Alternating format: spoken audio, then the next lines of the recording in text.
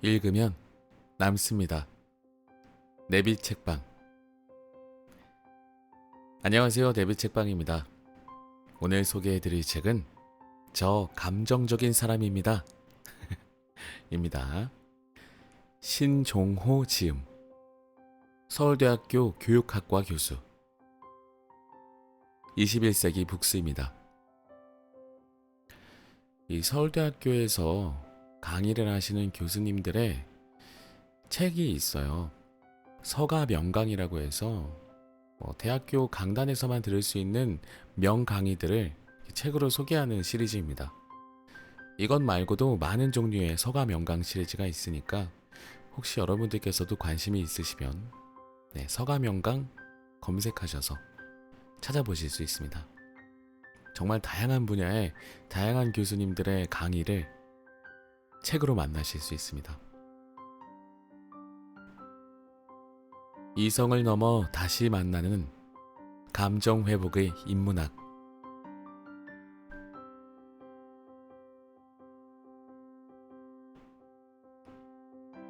이 책을 읽기 전에 주요 키워드가 있네요. 감정. 어떤 대상에 갖는 일반적인 느낌 상태를 말한다. 환경 자극에 대해 일시적으로 유지되는 기분 상태인 정서나 강렬함이 비교적 낮고 확산적이며 지속적인 상태로 유지되는 기분을 포괄하는 개념이다. 어려운데요. 감정을 이렇게 사전적인 의미로 보니까 굉장히 어렵네요. 정서. 주변의 환경 자극에 의해 유발되는 생리적, 심리적, 행동적 반응을 수반하는 심리 상태를 말한다. 좀 줄여서 이 정도로까지만 읽어보겠습니다. 이 책 분량이 너무 많아질 것 같아서. 인지평가 이론. 생리적 반응에 대한 요소는 포함하지 않고 자신을 둘러싼 환경이나 상황을 어떻게 해석하고 평가하느냐에 따라 정서 경험이 결정된다고 보는 이론. 거울신경. 정서 공감과 관련해 많이 언급되는 생리학적 기반 중 하나로 타인의 행동이나 심리를 이해하는 데 기반이 되는 뇌신경에서 빼놓을 수 없는 세포다. 실제로 존재하는 세포의 이름인가 봐요. 거울신경. 정서지능. 자신과 타인의 정서 상태를 이해하고 보다 나은 결과를 만들기 위해 자신의 정서를 조절하는 능력이다. 조절하는 능력을 지능이라고 표현을 했네요. 이것도 좀 흥미롭습니다. 사회지능. 이런 것들도 사회에서 내가 뭔가를 했을 때 내가 그것을 조절하는 능력을 지능이라고 표현해도 되겠네요. 확장 구축 이론. 긍정 정서는 개인의 생각과 행동의 범주를 확장시켜 어떤 일이나 상황에 적극적으로 몰입할 수 있는 심리적 상태를 만든다. 집단 정서. 집단 내에서 공유하는 정서를 말한다. 자의식 정서. 슬픔, 분노, 공격처럼 개인의 생존과 관련된 정서를 기본 정서라고 한다면 수치심, 죄책감, 선망, 자부심, 오만은 사회적, 도덕적 기능을 수행하기 위해 요구되는 정서다.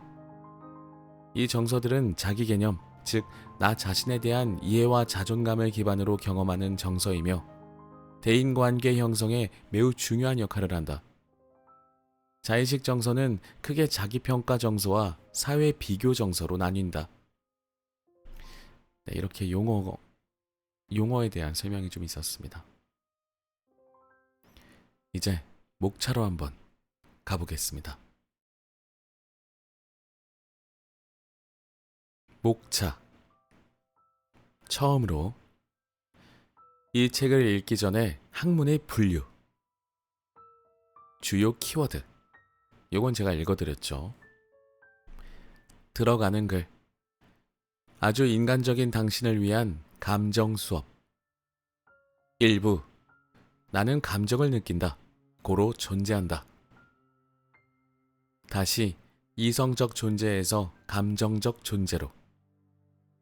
뇌과학으로 밝힌 감정의 비밀. 감정은 인간의 생존 영역이다. Q&A 묻고 답하기. 2부. 내 감정에 책임지는 삶을 연습하다. 이것은 조금 말씀을 드리고 싶은 게, 내가 화가 난다고 해서 요새는 약간 이유가 없는? 혹은 사회적 용어라고 해야 될까요? 분노 조절 장애라는 용어들이 보이는데, 내가 화가 났다고 해서 남들에게 막 무작위로, 심지어 그 화의 이유와 관계도 없는 사람들을 대상으로 어떤 범죄 사건이 일어나고 좀 무섭기도 한 세상이 됐습니다. 내 감정에 책임지는 삶을 연습하다 보면 그런 것들도 조금씩은 줄어들 수 있겠네요. 감정의 균형을 잡는 힘, 정서지능. 나를 지키는 감정 조절의 기술. 부정정서에서 벗어나 삶을 긍정하는 법. 그리고 2부에 대한 Q&A 묻고 답하기가 있습니다. 3부. 설명되지 않는 감정의 기원을 찾아서. 감정에는 퍼져나가는 힘이 있다. 나쁜 감정에 전염된 사회. 요새 사회를 말하는 것 같습니다. 예전에도 있었겠지만 저는 지금을 살고 있으니까 지금 나쁜 감정이 전염되고 있는 사태를 보노라면 참 참담합니다. 왜곡된 집단 정서는 개인의 삶을 바꾼다. 이것 또한 마찬가지죠. 요새는 본인들의 어떤 신념이라고 해야 될까요?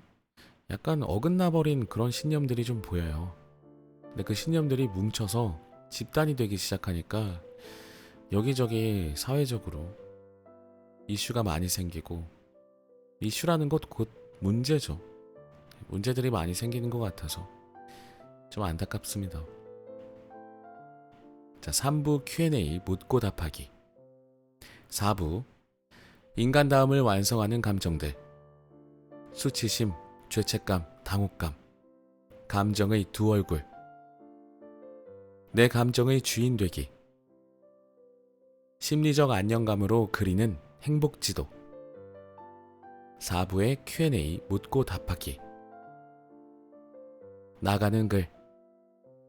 감정에 주목할 때 우리 삶은 음악이 된다.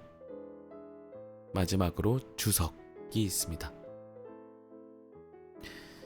자, 그러면 저자분의 멋진 사진과 함께 저자분의 글이 3줄이 있는데, 이것을 읽어드리고 바로 본문으로 들어가는 글부터 시작해 볼게요.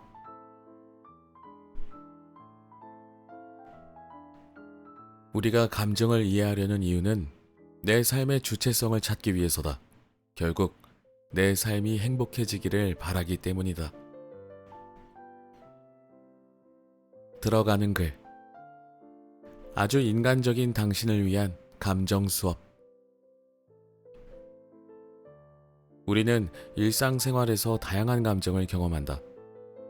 오랜만에 친구를 만나 기쁨을 느끼기도 하고, 시험 결과가 좋지 않아 실망을 느끼기도 하며, 연인과 헤어져 슬픔에 빠지기도 한다. 이렇듯 감정은 우리의 모든 일상에서 매우 중요한 역할을 한다. 그러나 우리의 감정을 제대로 이해하지 못하거나 조절하지 못하면 그로 인해 나의 삶이 부정적인 영향을 받을 수도 있다. 예를 들어 스트레스를 제대로 관리하지 못하면 우울증이나 불안장애 등의 정신질환으로 이어질 수 있다. 또한 감정을 조절하지 못해 다른 사람에게 상처를 줄 수도 있으며, 이는 대인관계에도 영향을 미친다. 따라서 감정을 잘 이해하고 조절하는 것은 매우 중요하다. 우리는 감정의 세계에서 살아간다. 감정은 우리가 누구인지, 어떤 관계를 형성하는지, 그리고 어떻게 성장하고 발전하는지에 큰 영향을 미친다. 감정을 이해하고 다룰 수 있는 능력은 인간 소외 현상이 이전보다 가속화되고 있는 현대사회에서 더욱 중요한 의미를 갖는다. 자신과 타인의 감정을 이해하고 긍정적으로 이를 조절하고 표현하는 것은 사회 공동체 내에서의 개인의 생존과 성장에 아주 중요한 역할을 하기 때문이다. 이 부분은 밑줄을 좀 그을게요. 자신과 타인의 감정을 이해하고 긍정적으로 조절하고 표현하는 것이 아주 중요한 역할을 한다. 이 책은 감정의 존재로서의 나를 이해하기 위한 책이고, 나를 성장시키기 위한 감정의 역할을 함께 생각해보는 책이다. 감정은 단순히 이성의 통제를 받아야 하는 충동이 아니다. 감정은 내 삶의 의미를 풍부하게 만드는 색이라고 말할 수 있다. 우리 삶에 희로애락이 없다면 지나간 내 삶의 의미를 어떻게 추억할 수 있을까? 나는 적어도 희로애락의 색이 전혀 배어있지 않은 무채색의 기억을 갖고 싶지는 않다. 감정은 때론 나의 삶을 초라하게 하고 사회적 관계를 어렵게 하는 골칫덩어리일 수도 있다. 하지만 그조차도 소중한 나의 한 부분이기에 이를 긍정적으로 만들어가고자 하는 마음가짐과 노력이 중요하다. 이를 우리는 정서지능이라고 부른다. 자신의 다양한 감정을 이해하고 이를 긍정적인 방식으로 조절하며 표현하는 능력이다. 이 능력은 이성적 힘만큼이나 직장 생활에서, 더 나아가 내 삶의 전반에서 중요한 역할을 한다. 그러기에 생각하는 힘을 키우는 것만큼 자신의 감정을 다스릴 수 있는 힘을 키우는 것도 중요하다. 감정은 개인이 경험하는 심리적 결과일 수도 있지만 집단이 갖는 공유된 결과로서 존재하기도 한다. 바로 집단 정서라는 것이다. 집단 정서는 개인의 정서에 대한 인식과 표현에 영향을 미치고 집단 구성원들의 행동에 영향을 미치는 사회적 구인이다. 집단 정서는 문화에 따라 다르게 나타나는데, 우리나라와 같이 집단주의 문화가 상대적으로 여전히 강한 사회에서는 개인의 정서가 집단의 가치와 기대에 얼마나 부합하는가가 개인의 심리적 안정감에 영향을 미친다. 집단의 이해를 해치는 방식의 정서 표현은 엄격하게 금지되기도 한다. 예를 들면 그런 것들이 좀 있을 것 같아요. 일본을 찬양한다든지 예를 든 것입니다. 우리나라의 어떤 집단의 감정에서는, 집단 정서에서는 일본을 찬양하는 것은 엄격하게 금지시 되지 않나요? 말도 안 되는 일이 되지 않을까 싶습니다. 축구에서만 해도 한일전이 만약에 성사됐다라고 하면 절대 져서는 안 되죠. 또한 타 집단이나 소수 집단에 대한 편견과 차이도 집단 정서와 밀접하게 연관되어 있는 현상이다. 편견과 차별은 대상 집단에 대한 왜곡된 인식일 뿐만 아니라 그 집단에 대한 불안, 공포, 우월감 등과 관련한 부정적 정서의 결과일 수 있다. 편견과 차별이 정서와 연계되어 있기에 이를 이해하지 못하면 편견과 차별 문제를 해결하기는 어렵다고 할 수 있다. 편견과 차별. 편견과 차별은 왜곡된 인식이다. 이런 현상은 어떤 예를 들 수 있을까요? 여러 가지가 있겠지만, 아무튼 좀 넘어가겠습니다. 저에게는 좀 어렵고 복잡한 문제라는 생각이 듭니다. 우리가 자신의 감정을 이해하고 조절하려는 이유, 그리고 집단 정서를 같이 공유하려는 이유는 개인의 심리적 안정감인 행복을 위해서다. 행복을 추구한다는 것은 나 자신에 대한 올바른 이해, 특히 감정의 존재로서의 나에 대한 이해를 기본 전제로 한다. 경쟁과 개인화가 갈수록 심화되고 있는 현대사회는 개인에게 성취를 위해 행복을 희생하라고 이야기한다. 내가 원하는 결과를 얻었다고 해서 삶에 대한 만족도가 높아질까? 그러면 정말 행복을 느낄까? 감정에 대한 여러 연구들은 성공이 행복을 결정하는 것이 아니라 행복이 성공을 결정한다고 이야기한다. 자, 저자분의 말씀 중에서 이것이 핵심 부분이 아닌가 싶습니다. 감정에 대한 여러 연구들은 성공이 행복을 결정하는 것이 아니라 행복이 성공을 결정하더라. 우리는 일단 먼저 행복해져야지만 성공할 수 있지 않나 하는 생각이 듭니다. 우리는 왜 감정의 존재로서의 나를 이해할까? 이 질문에 대해 스스로 답을 찾을 수 있는 이야기들을 이 책에 담고자 했다. 그래서 머리만으로 읽기보다 마음과 함께 이 책을 읽기를 권한다. 가만히 생각해보면 나 역시 욱하는 성격 탓에 후회한 일들이 많았다. 잠시 숨을 고르며 감정을 누그러뜨린 뒤 행동하면 좋았을 것을. 그렇게 하지 못한 대가를 톡톡히 치르기도 했다. 이 책을 쓰면서 감정을 갖고 살아가는 한 인간으로서의 나 자신에 대해 다시 생각해본다. 그러다 보니 나 자신을 돌아보기 위해 이 책을 쓰지 않았나 하는 생각도 든다. 여러분도 이 책을 통해 자신의 감정을 성찰하는 계기를 만들고 그럼으로써 한 걸음 더 성장해 나갈 수 있기를 진심으로 응원한다. 2023년 6월 신종호.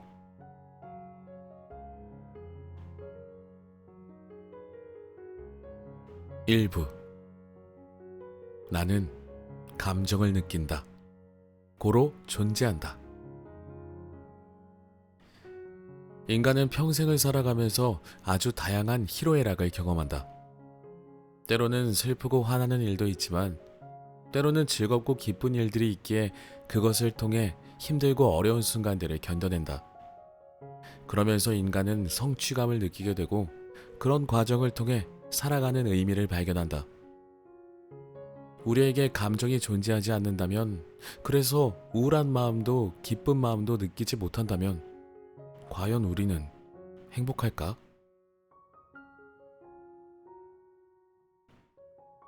다시 이성적 존재에서 감정적 존재로. 데카르트의 오류.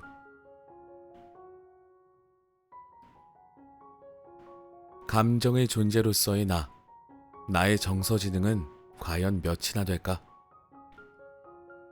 2011년 미국의 작가이자 다큐멘터리 감독이기도 한 제프 렉스테일이 유명한 사회 실험이 있었다. 그는 뉴욕시 곳곳에 어떤 내용이든 누군가와 이야기하고 싶은 사람이라면 저에게 전화 주세요.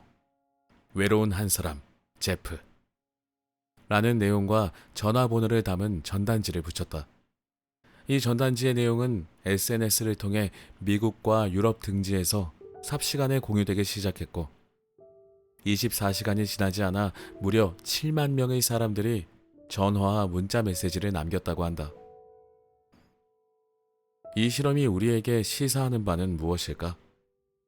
인간은 감정이 있는 사회적 존재로서 외로움을 견디기 어려워한다는 것이다.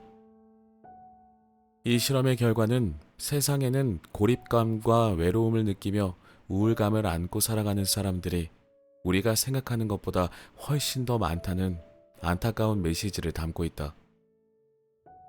이 실험 결과는 나중에 제프 원 롤리 가이라는 제목의 책으로 출판되기도 했으며 2014년에는 핫라인이라는 제목의 다큐멘터리 영화로 만들어지기도 했다.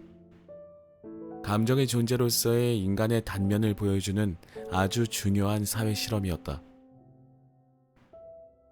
우리에게 감정이 존재하지 않는다면 어떻게 될까? 우울한 마음, 슬픈 마음이 존재하지 않는다면 과연 우리는 행복을 느낄 수 있을까? 자, 저는 여기에서 밑줄을 좀 그을게요. 우울한 마음, 그리고 슬픈 마음이 존재하지 않으면 우리가 행복을 느낄 수 있을까요? 그러니까 저는 눈물이 있어야 미소를 느낄 수 있다고 생각하는. 네. 반대로 미소가 있어야 눈물을 느낄 수 있겠죠. 물론 눈물이나 슬픔을 바라면서 사는 분들은 잘 없으실 것 같아요. 대부분 웃으며 사시는 걸 바라시지 않을까요? 하지만 우리가 웃게 되기 위해서는 분명히 울게 됐던 과거가 있어야 그것을 제대로 알지 않을까 하는 생각을 합니다. 저자분께서 그 부분을 말씀해 주시는 것 같습니다. 우울한 마음, 슬픈 마음이 존재하지 않는다면 과연 우리는 행복을 느낄 수 있을까? 계속 읽어보겠습니다. 아무것도 느끼지 못하는 감정이 없는 존재라면 우리의 삶에 행복 또한 존재하지 않을 것이다. 우리는 평생을 살아가면서 아주 다양한 희로애락을 경험한다. 때로는 슬프고 화나는 일도 있지만 때로는 즐겁고 기쁜 일들이 있기에 그것을 통해 힘들고 어려운 순간들을 견뎌낸다. 그러면서 인간은 성취감을 느끼게 되고 그런 과정을 통해 살아가는 의미를 발견한다. 우리가 인생에 대해 말할 때는 보통 자신이 어떤 길을 걸어왔는지, 어떤 경험을 해왔는지를 이야기하게 된다. 이때 그 소중한 나만의 경험과 추억의 특징은 모두 즐거웠거나 슬펐던 일, 환희에 찬 순간들이나 감동적인 기억 등 우리의 감정이 개입되어 있는 일들이다. 이런 소중한 기억들은 현재 나의 삶을 규정하는 매우 중요한 재료가 된다. 이런 감정이 없다면 우리의 삶도 없다고 감히 단언할 정도다. 나는 생각한다, 고로 존재한다 라는 데카르트의 말처럼 우리는 흔히 인간을 이성적 존재라고 생각한다. 이성과 감정, 인간에게는 무엇이 더 중요할까? 이 질문은 엄청난 우문이다. 마치 어린아이에게 엄마가 더 좋아, 아빠가 더 좋아? 라고 묻는 것과 다르지 않다. 그런데 적어도 데카르트를 포함한 근대 철학자들에게 있어서 이성과 감정은 서로 대립하는 것이었다. 이성은 다른 유기체와 구별되는 인간만이 갖고 있는 미덕으로 여겼고, 감정과 충동, 욕구는 동물의 영역으로 구분했다. 이런 이분법적 구분으로 본다면 이성이 감정보다 더 중요하다고 이야기할 수 있다. 하지만 우리의 삶 전체를 놓고 봤을 때 과연 이성, 즉 합리적인 사고가 우리 삶의 전반에서 느끼는 희로애락보다 더 중요하다고 이야기할 수 있을까? 나는 그렇지 않다고 생각한다. 우리 사회가 생각하는 이성적인 경험도 사실은 감정의 경험을 배제하고서는 일어나지 않는다.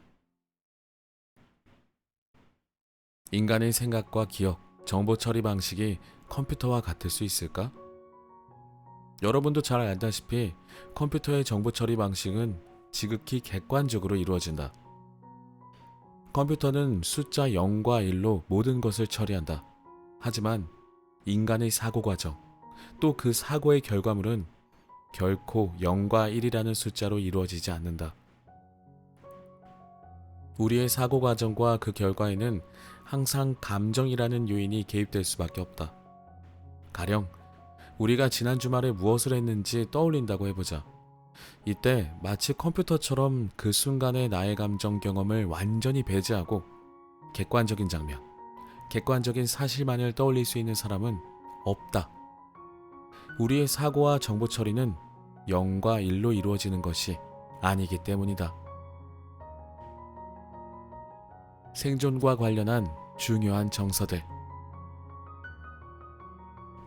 여기서 잠깐, 이 책에서 자주 사용하는 핵심 개념인 감정과 정서가 무엇이고 개념적으로 어떻게 구별되는지 짚고 넘어가자. 감정은 어떤 대상에 개인이 갖고 있는 일반적인 느낌 상태를 말한다.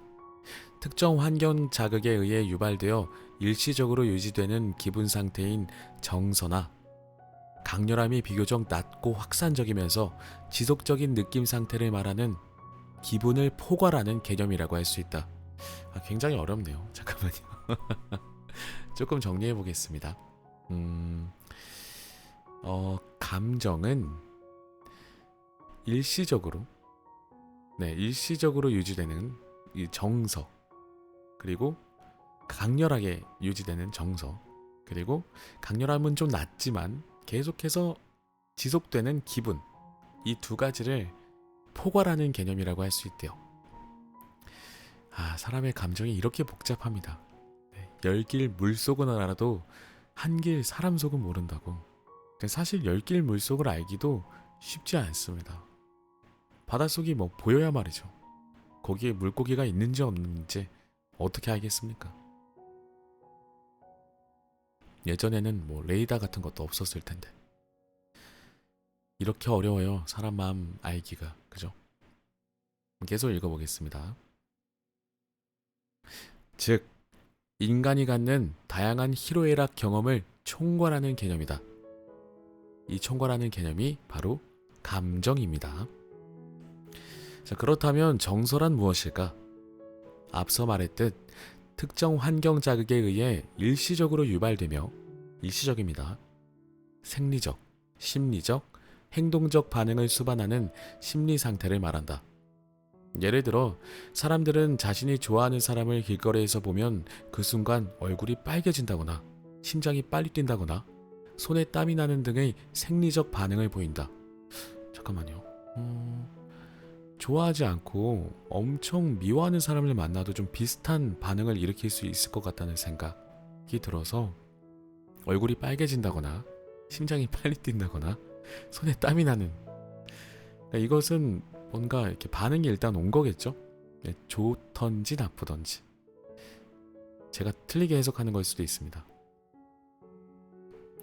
그러니까 엄청난 감정적 변화입니다. 그죠? 정서. 환경 자극. 중요한 건 그 순간의 환경 자극에 의해서 일시적으로 유발되는 것입니다. 이때 행복감을 느끼기도 하고 때로는 나를 싫어하면 어떻게 하나 와 같은 불안감을 느끼기도 한다. 이 순간에 느끼는 것이 바로 정서다. 이 순간입니다. 순간을 강조하면 될 것 같아요. 우리는 그 순간에 어떤 정서 경험을 하느냐에 따라 좋아하는 사람에게 다가가 말을 걸거나 혹은 멀리서 바라보기만 하는 등의 서로 다른 행동 반응을 보인다. 기분은 일반적으로 개인의 전반적인 심리 상태를 말한다. 무슨 일인지 그 이유는 잘 모르겠는데 마음이 축 처지는 상태를 경험하거나 괜히 오늘은 모든 것이 잘 될 것 같은 마음이 들 때가 있다. 이때 개인이 갖고 있는 느낌 상태를 우리는 기분이라고 말한다. 가장 아끼는 배우자분이라든지 혹은 연인이라든지 그 연인 혹은 배우자로부터 그 상대로부터 나 오늘 기분이 좀 안 좋아 라는 연락을 받게 되면 굉장히 긴장되죠. 왜냐하면 이 책에서 설명해 주셨듯이 무슨 일인지 그 이유는 잘 모르겠는데 마음이 축 처지는 상태를 경험하거나 아니면 좋을 때 개인이 갖고 있는 그 느낌 상태를 기분이라고 말한다고 합니다. 기분 어떻게 알 수 있을까요? 이 책에서는 감정과 정서의 두 개념을 상황에 맞게 선택해 사용하고자 한다. 사람들이 갖는 일반적인 심리 상태를 가리킬 때는 주로 감정이라는 용어를, 특정 상황에서 개인이 경험하는 심리 상태를 나타낼 때는 정서라는 용어를 사용하는 것이 적절하기 때문이다. 이제 정리가 됐네요. 네. 사람들이 갖는 일반적인 것은 감정, 그리고 개인이 경험하는 것은 정서라고 정리가 됐습니다. 저자분께서 또 친절하게 또 정리를 잘 해주셔서 다행입니다. 감정과 정서를 구별하는 이유는 무엇일까? 정서 경험은 특정 자극에 대해 비교적 짧은 기간 동안 유지되는 특징을 갖는다. 다시 말해 정서를 유발하는 환경 자극이 유지되는 동안에만 일시적으로 우리가 경험하고 유지하는 심리적 결과물이다. 만약에 호랑이를 보고 느낀 두려움이 지속적으로 유지된다면 어떻게 될까? 끔찍하네요. 그 공포감을 지속적으로 느끼고 살아간다면 인간은 온전히 살아내지 못할 것이다. 하지만 호랑이는 두려운 대상이라는 일반적인 감정을 갖지 못한다면 그 또한 생존에 문제를 일으킬 수 있다. 이때 일반적으로 우리가 호랑이에 대해 갖고 있는 심리적인 반응을 가리킬 때는 감정이라는 개념으로 산속에서 호랑이를 만난 순간 우리가 느끼는 두려움은 정서라는 개념으로 구분해 표현하는 것이라고 이해하면 좋을 것 같다. 환경 자극에 대한 반응인 정서는 특히 우리가 위험한 상황에 직면했을 때 인간의 생존을 위한 바람직한 행동을 유발하는 기능을 수행한다. 예를 들어 우리 앞에 맹수가 나타난다면 어떻게 할까? 살아남기 위해 우선적으로 나타나는 반응은 도망을 치는 것이다. 이 도망가는 행동 반응이 나타나기까지의 과정은 이렇다. 맹수를 보고 그것이 위험물이라는 것을 지각하게 되는데 그에 따라 인간은 불안이라는 정서를 경험한다. 그리고 그 불안이라는 정서 경험은 도망가기라는 행동을 유발한다. 정서는 또한 새로운 환경에 대한 적극적인 탐색 행동을 가능하게 한다.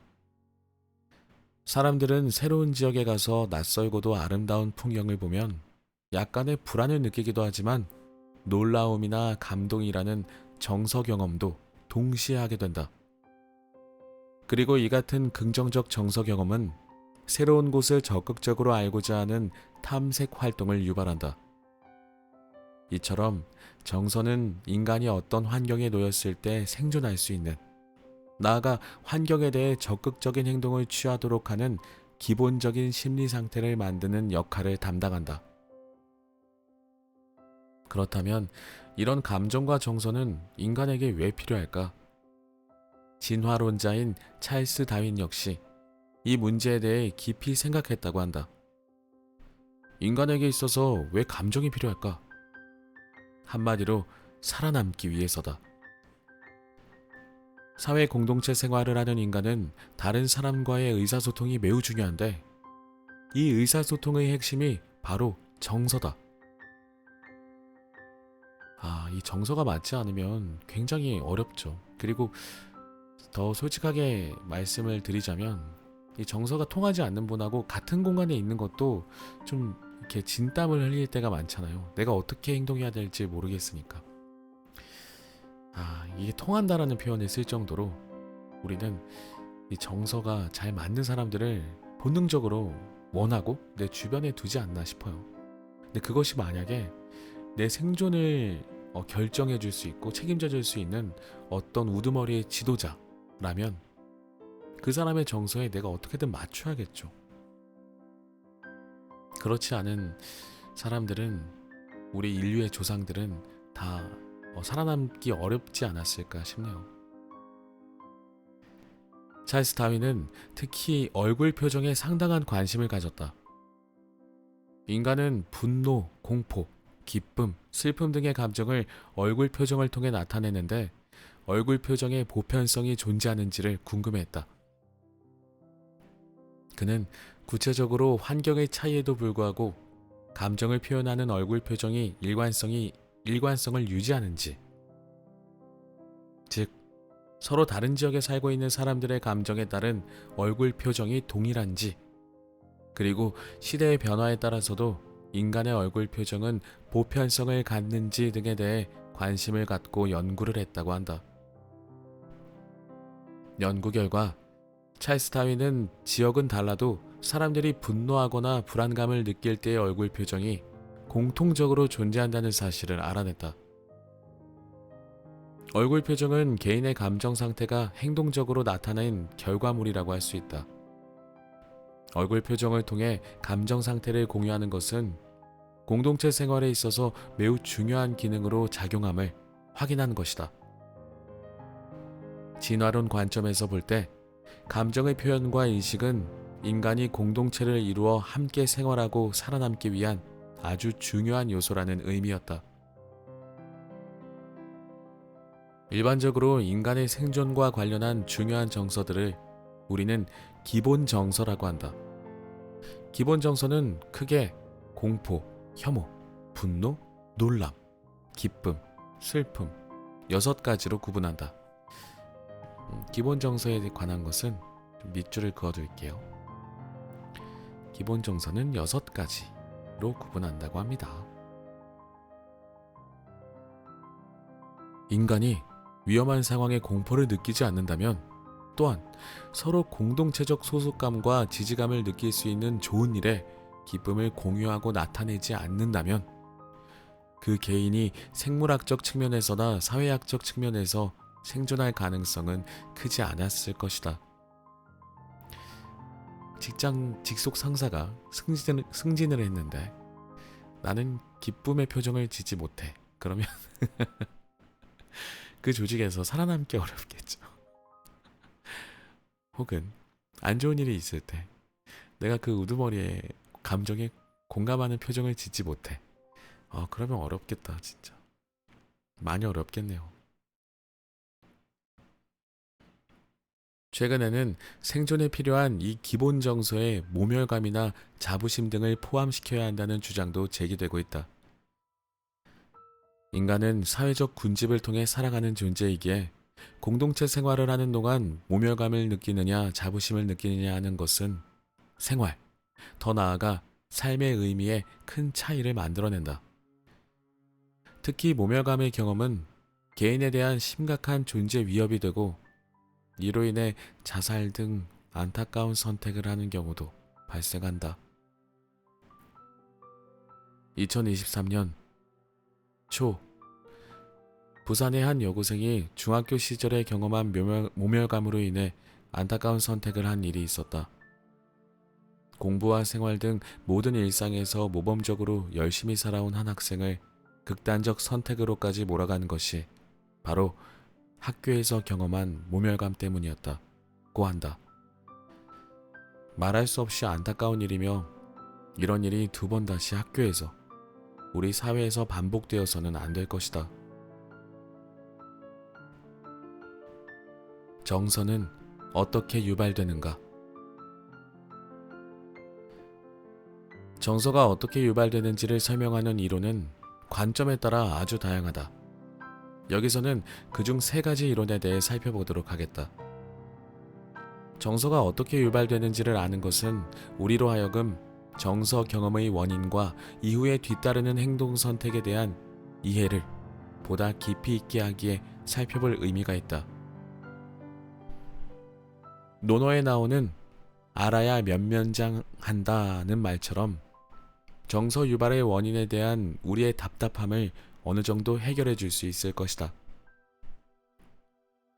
첫째는 진화 이론의 관점에서 설명하는 정서 유발이다. 인간은 환경 자극이 있을 때 생존을 위해 그 자극에 대해 어떻게 느끼고 반응해야 할지에 대한 두뇌 시스템을 선천적으로 갖고 태어난다는 설명이다. 이 시스템에 의해 특정 자극에 대한 정서가 유발되고 그에 따라 행동하게 된다는 것이 진화 이론의 설명이다. 예를 들어 맹수를 발견했을 때 공포를 느끼고, 그 공포라는 정서가 일종의 도망가기와 같은 행동을 유발할 수 있도록 이미 태어날 때부터 선천적으로 뇌 영역에 프로그램이 장착되어 있다는 뜻이다. 이 프로그램에 의해 우리가 어떤 환경 자극, 특히 생존 문제와 관련된 자극에 노출되면 자동으로 그와 관련된 정서가 유발되고, 이 정서가 곧 행동 반응을 이끌어낸다는 아주 기본적인 설명이다. 진화 이론의 관점에서 정서의 의미를 생각해 본다면, 정서는 인간의 생존을 가능하게 하는 매우 중요한 요소이며, 정서 시스템의 결함은 생물학적 기능 문제를 넘어 공동체 안에서 개인의 사회생활도 어렵게 하는 요인이 될 수 있다. 둘째는 각성 이론의 관점에서 설명하는 정서 유발이다. 보통 정서를 경험한다고 했을 때 생리적 반응을 동반하는 경우가 많다. 각성 이론이 설명하는 정서 유발은 이렇다. 먼저 정서를 경험하기 이전에 반드시 생리적 반응, 예를 들어 심장박동이 빨라짐이 일어나고 그 생리적 반응이 일어나면 주변의 환경들을 살펴보게 된다는 것이다. 이때 개인이 그 환경을 어떻게 해석하느냐에 따라 서로 다른 정서가 유발된다고 보는 것이 각성 이론이다. 예를 들어 길을 걷고 있는데 갑자기 내 심박수가 증가하기 시작했다고 해보자. 생리적 반응이 나타나기 시작하는 것이다. 그러면 나는 왜 심박수가 증가하는지 그 원인을 찾으려고 할 것이다. 가만히 살펴보니 내가 산책을 하고 있는 길이 절벽으로 이어지고 있다는 것을 발견했다고 가정해보자. 그러면 나는 그 상황을 이건 매우 위험한 상황이야 라고 인식하게 되고 곧 불안과 공포를 느끼게 되며 그 위험한 상황으로부터 멀어지려 한다는 것이다. 또 다른 상황을 생각해보자. 마찬가지로 나의 심박수가 증가하기 시작했다.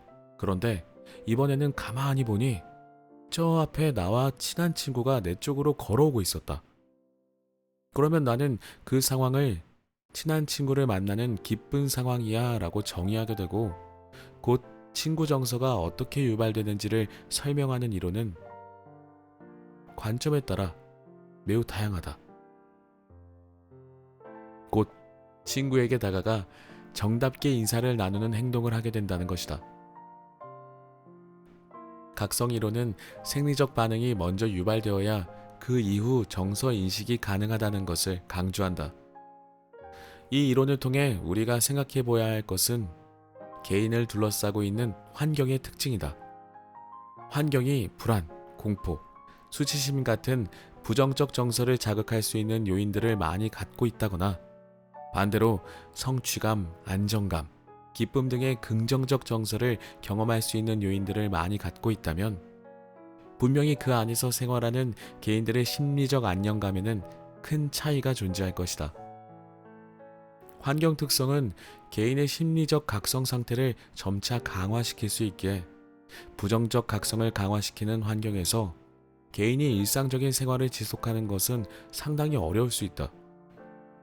이 경우 부정적 각성을 유발하는 환경에 대한 개인의 적극적 대처나 외부 지원이 개인의 심리적 안정감 보호라는 측면에서 중요한 차이를 만들어낼 수 있다. 셋째는 인지평가 이론의 관점에서 생각해보는 정서 유발이다. 이 이론은 생리적 반응에 대한 요소는 포함하지 않고 사람들이 자신을 둘러싼 환경이나 상황을 어떻게 해석하고 평가하느냐에 따라 정서 경험이 결정된다고 본다. 이때의 해석이나 평가가 우리의 머릿속에서 일어나는 것이기에 이를 인지평가 이론이라고 한다. 예를 들어 내가 서 있는데 옆에 사람이 나를 미쳤다고 해보자. 이때 나는 옆 사람이 나를 밀친 행위가 고의인지 실수인지를 해석하고 평가하게 된다. 나를 고의로 밀쳤다고 해석하고 평가하면 나는 분노의 정서를 경험하게 된다. 반면에 그 사람이 실수로 넘어지면서 나를 밀친 것이라고 해석하고 평가하면 분노하는 전혀 다른 연민의 정서를 경험하게 된다. 이렇게만 됐으면 좋겠습니다. 요새는 실수해도 다들 분노하시잖아요. 실수를 해도 이걸 받아줄 수 없는 좀 삭막한 사회가 되지 않았나 싶네요. 나를 밀친 행위보다 그 사람이 넘어져 다친 결과에 연민의 정서를 느끼는 것이다. 이랬으면 좋겠습니다. 즉 상황을 어떻게 해석하고 평가하느냐에 따라 내가 경험하는 정서가 달라질 수 있다는 설명이다. 그렇죠. 상황을 어떻게 해석하고 평가하느냐에 따라서 내가 경험하는 정서, 감정, 기분 이런 것들이 달라질 수 있다는 것인데 대부분 안 좋게 해석하게 되는 것 같습니다. 그런 현상들이 너무 많이 보입니다. 최근의 연구들은 개인이 경험하는 정서에는 정서를 유발하는 상황, 사건, 사람 등에 대한 인지적 해석과 평가가 중요한 영향을 미치며 특히 사회생활에서 개인이 경험하는 다양한 사회 정서에 대한 이해는 인지적 관점에서 더 잘 설명될 수 있다고 한다. 인지평가 이론을 지지하는 다양한 연구 결과 중 한 가지 흥미로운 사례를 예로 들어보자. 1997년 스위스 제네바 공항의 수화물을 찾는 곳에서 이루어진 연구다. 하필이면 좀 스트레스가 많은 장소네요. 수화물 찾는 곳. 기다림과 또 오배송 이런 것들에 대한 스트레스도 있고.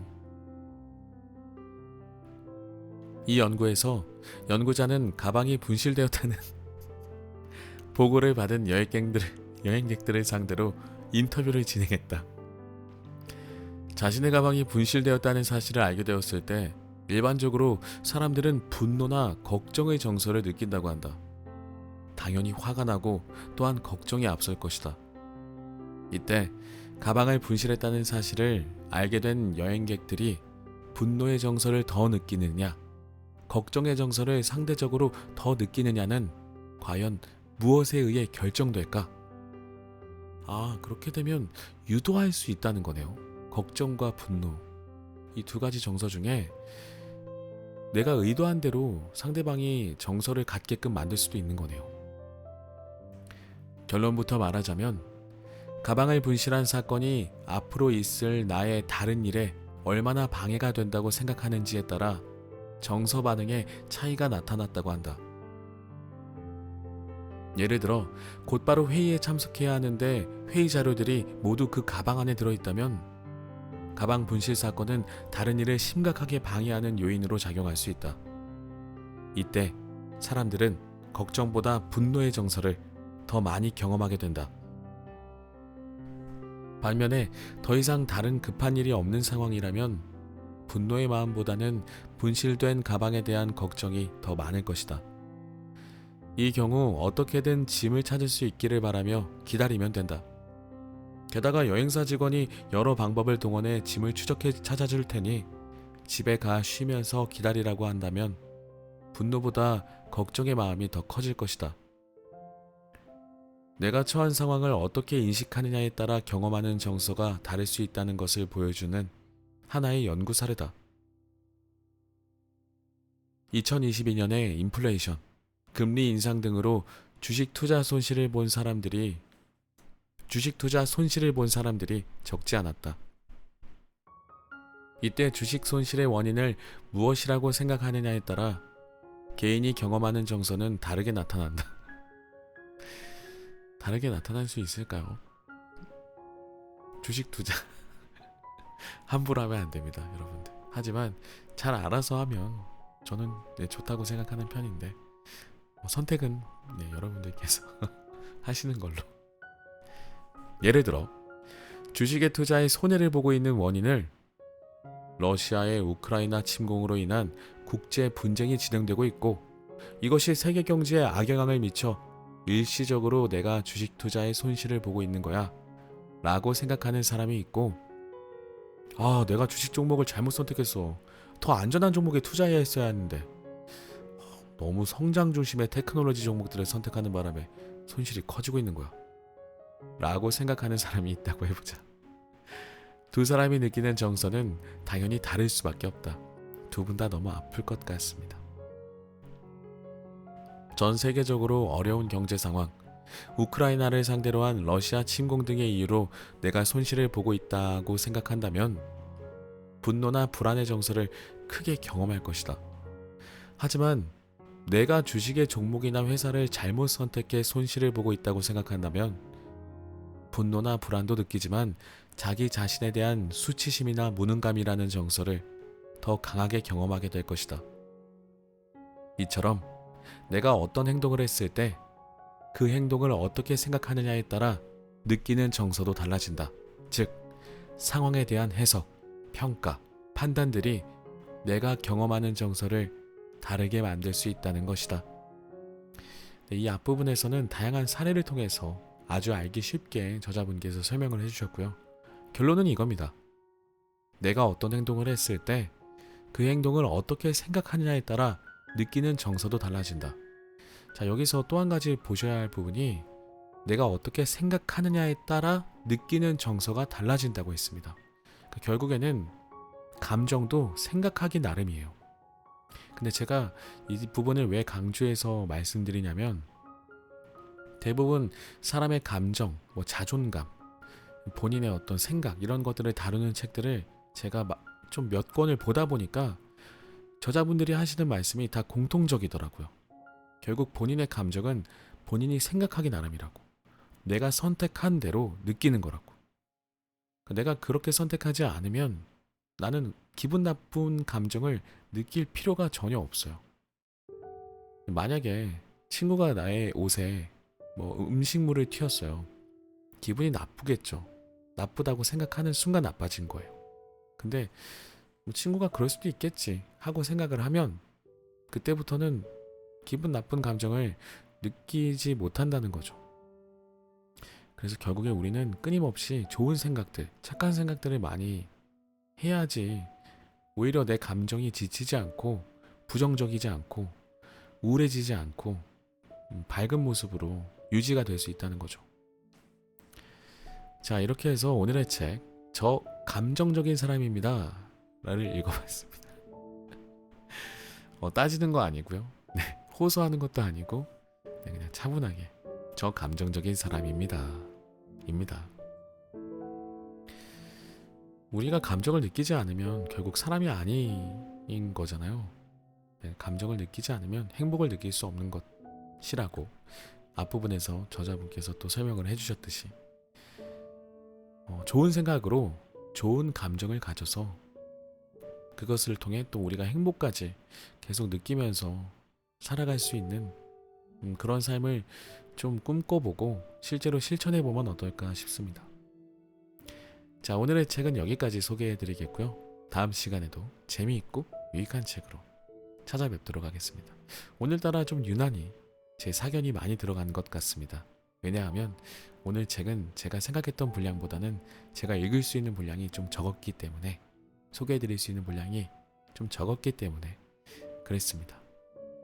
양해 바랍니다. 들어주셔서 감사합니다.